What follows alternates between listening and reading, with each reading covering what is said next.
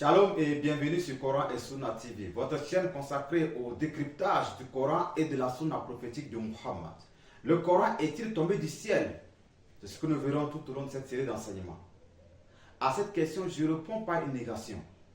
Le Coran que voici n'est pas tombé du ciel.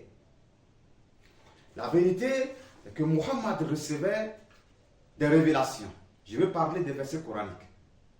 Muhammad recevait des versets coraniques et les transmettait à ses compagnons. Et chacun devait être en mesure de garder dans sa mémoire ce qu'on lui a transmis. Mais malheureusement, certains oubliaient les parties des versets coraniques qui sont censés mémoriser. Et Muhammad va s'indigner en ces termes. Sunna an-Nasai, hadith 943. Il a été rapporté d'Abdallah que le prophète a dit: il n'est pas juste que l'un d'entre vous dise « J'ai oublié tel ou tel verset ». C'est plutôt l'oubli qui lui a été causé. Vous devez donc continuer à réciter le Coran, car il s'échappe du cœur de l'homme plus vite qu'un chameau ne s'échappe de son entrave. Donc le prophète ayant fait le constat que certains de ses compagnons oubliaient les versets coraniques qu'ils sont censés mémoriser, va leur dire: il n'est pas bon, chers amis, qu'il y ait parmi vous des gens qui disent « j'ai oublié tel ou tel verset coranique ». Dans un autre récit de prophète, rapporté par l'un de ses compagnons, nous lisons: Jami al-Tirmidhi, hadith 2876, narration d'Abu Huraira. Le messager d'Allah envoya une force d'expédition composée d'un grand nombre de personnes et il demanda à chacun ce qu'il pouvait réciter. Alors chacun d'entre eux mentionna ce qu'il pouvait réciter, c'est-à-dire ce qu'il avait mémorisé du Coran. Il s'adressa à l'un des plus jeunes d'entre eux et lui dit: qu'as-tu appris par cœur, ô un tel? Il répondit: j'ai appris par cœur le Coran. Il ajouta: j'ai mémorisé ceci et cela et la sourate Al-Baqarah. Le prophète dit: tu as mémorisé la sourate Al-Baqarah? Il dit oui. Il lui dit: alors va donc, car tu es leur chef. Un homme parmi leurs chefs dit: par Allah, ô messager d'Allah, rien ne m'a empêché d'apprendre la sourate Al-Baqarah. Rien ne m'a empêché d'apprendre la sourate Al-Baqarah, si ce n'est la crainte de ne pas pouvoir rester debout avec lors de la prière nocturne volontaire. Le messager d'Allah dit: apprenez le Coran pour le réciter, car en effet, la parabole du Coran pour celui qui le récite et se tient avec lui en prière est celle d'un sac plein de musc dont l'odeur emplit l'air tout autour. Donc lui, c'est un paresseux. Il évitait la sourate Al-Baqarah à cause de sa longueur. Pour ceux qui ont descendu le Coran savent très bien que la sourate Al-Baqarah fait partie des plus longs chapitres du Coran. On se demande combien de gens, de personnes étaient comme cet homme qui évitait la sourate Al-Baqarah. Donc lui, c'est un gros paresseux. À cause de la longueur de la sourate Al-Baqarah, il a laissé carrément la sourate Al-Baqarah et il a pris autre que la sourate Al-Baqarah. Gardez quand même à l'esprit que les versets du Coran, les versets que Muhammad recevait, étaient départagés entre ses compagnons pour être mémorisés. Mais il s'est fait que certains de ses compagnons oubliaient les portions des versets qu'ils sont censés garder dans leur mémoire. Même le prophète Muhammad oubliait certaines parties de ses propres récitations qu'il recevait de son Dieu Allah. Nous trouvons la source de ce que je dis dans Sahih al-Bukhari, hadith 5038. Aïcha, la mère de croyants, raconte: le messager d'Allah entendit un homme réciter le Coran la nuit et dit qu'Allah lui accorde sa miséricorde, car il m'a rappelé tel ou tel verset de telle ou telle sourate que j'avais oublié. Fin de citation.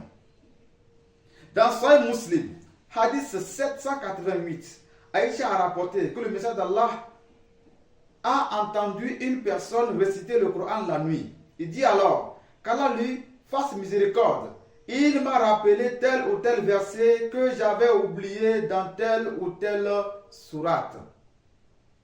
Donc, ce n'était pas tâche facile pour Muhammad et ses compagnons de garder dans leur mémoire les récitations du Coran. Certaines personnes ont été donc désignées spécialement pour cette tâche. C'est alors que Muhammad va mourir d'un empoisonnement. Nous allons revenir par la grâce de Dieu. Muhammad va mourir d'un empoisonnement sans que les versets coraniques ne soient rassemblés dans un seul livre. Ses compagnons, Abu Bakr, Omar et autres, vont continuer les guerres que Muhammad menait de son vivant.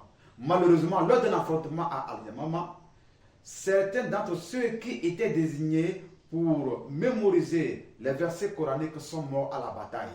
Et c'est là que l'idée de rassembler le reste des versets coraniques est née. Sahih al-Bukhari nous en dit plus. Sahih al-Bukhari hadith 7191. Zayd ibn Thabit qu'Allah l'agré raconte.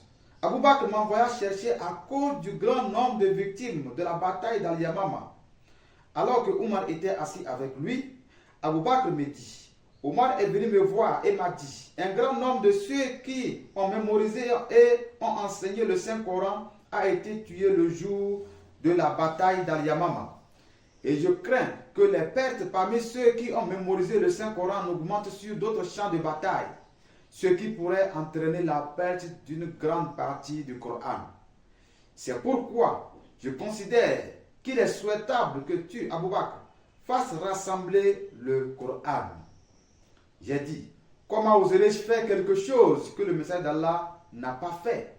Omar a dit, par Allah, c'est quelque chose de bénéfique.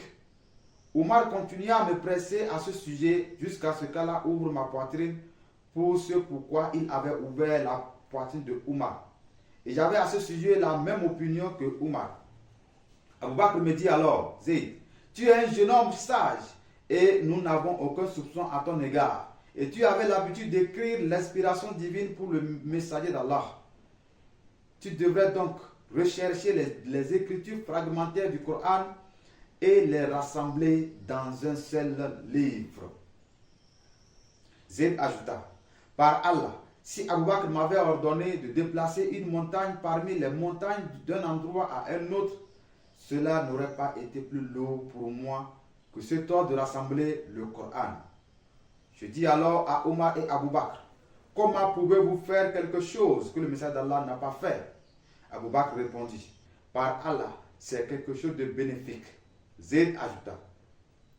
Abu Bakr continua donc à me presser à ce sujet jusqu'à ce qu'Allah ouvre ma poitrine pour ce pourquoi il avait ouvert la poitrine d'Abu Bakr et de Omar. Et j'avais à ce sujet la même opinion qu'eux.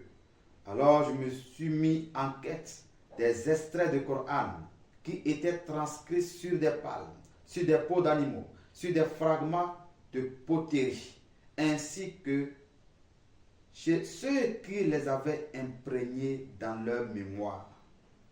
Je trouvais chez Uzeyman les versets constituant la fin de la sourate Tauba qui commence ainsi. En vérité, un apôtre, Muhammad, vous est venu d'entre vous. Coran chapitre 9, verset 128 au verset 129. Je les ai mis à leur place dans la sourate dont ils faisaient partie. Les feuilles sur lesquelles furent rassemblés les versets du Coran appelés As-Souf furent conservées chez Abu Bakr jusqu'à sa mort, puis chez Omar jusqu'à sa mort, puis chez Hafsa, la fille de Omar et veuve du prophète. Nous comprenons clairement d'après ce hadith qu'après le massacre d'un grand nombre de ceux-là qui ont mémorisé le Coran et qui l'enseignaient à la bataille d'Al-Yamama, que Omar vient voir Abu Bakr et lui sollicite de rassembler le reste des versets coraniques, de peur que sur d'autres champs de bataille, ceux-là qui restaient ne meurent. Et Omar va dire à Abu Bakr, nous risquons de perdre le Coran. Abu Bakr va solliciter donc Zayd ibn Thabit pour aller en quête du reste du Coran. Shalom et rendez-vous pour la deuxième partie de cet enseignement. On se dit à très bientôt. Que le Seigneur vous bénisse.